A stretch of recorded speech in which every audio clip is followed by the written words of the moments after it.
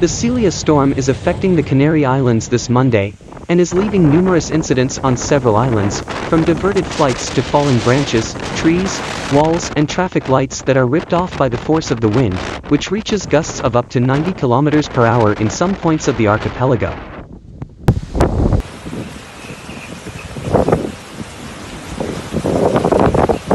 The metropolitan area of Tenerife is one of the areas that is suffering the most from the effects of this storm, as indicated by the Emergency and Security Coordination Center. There, on the beach of Las Teresitas, a spectacular video was recorded this Monday, in which it can be seen how the wind is lifting the sand and has practically made the road disappear under a cloud of dust.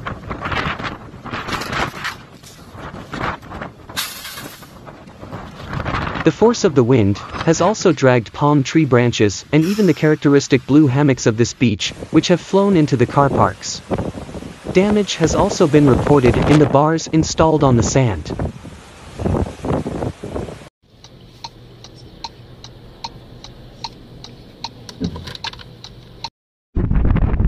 The islands will continue with orange and yellow warnings until at least this Tuesday.